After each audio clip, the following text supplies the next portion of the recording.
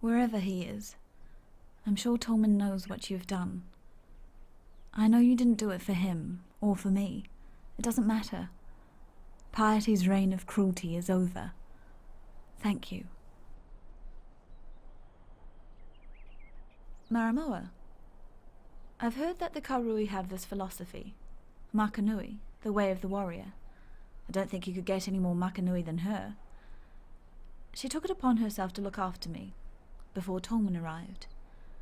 Saved my skin more than once. I'm fine with that. Beats being on her bad side. Hagen likes to think he was my kind old uncle back in Theopolis.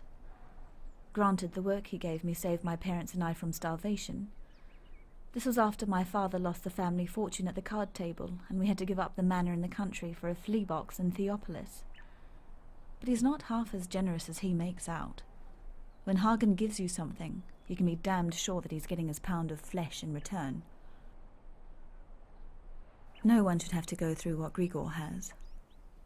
I help him as much as he'll let me, but he's a proud one, and so he should be.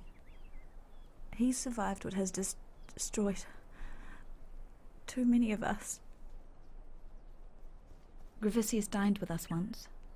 This was before my father's gambling debts caught up with him. I dined with him again in Theopolis prison the night before my exile. He wasn't so polite that time. Thank you. That's one memory I can now put to rest. On the fall of the Empire, the historians are deathly silent. After the Purity Rebellion, the Kingdom of Kalm blockaded Oriath, preventing any trade or correspondence with the mainland. It's said that Kalm planned to invade. Only when the Karui retreated did Oriath get any news from Rayclast, but by that time there wasn't really anyone left to tell the tale. I know. So strange that stone and metal should move and live as you and I.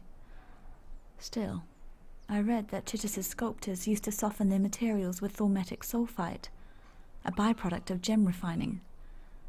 It's the only connection that I can fathom between the cataclysm and the living sculptures of San.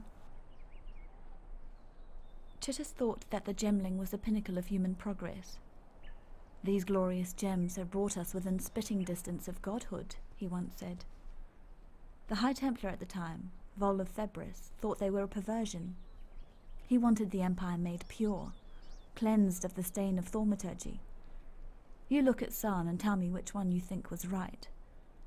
And while you're out there, look out for monkeys. No, not those bloody monkeys from Frisia. These ones are painted on the walls. I think you'll find them enlightening.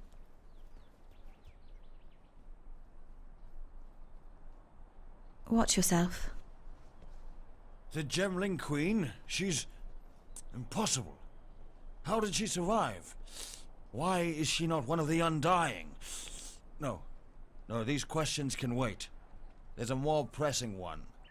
Is she safe from the Ebony Legion? You've been busy.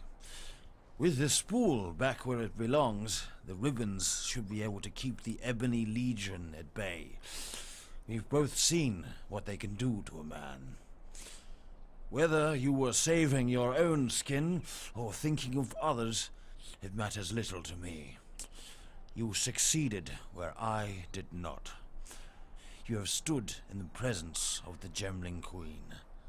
I can only hope to meet her in my nightmares. Piety dies amongst her abominations, her warped dream taunting her, maddeningly out of reach.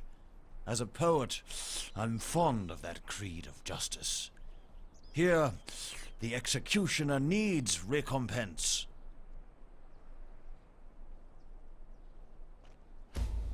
Unfortunately, Piety was simply a puppet of a greater force. You've cut the strings, but the master remains. Dominus. That key you've picked up, I heard the blackguards talk of it. It's the one key to the Scepter of God on the northern edge of the blackguard encampment. Only Piety was permitted to carry it. Dominus accessed his laboratory at the summit of the tower via a pulley system rigged to the outside wall. That way will be barred to you. And I heard of no one, not even piety, going in or coming out of the lower levels. Go with care, Exile. I can't imagine what's inside that tower if even piety and Dominus feared to tread its steps.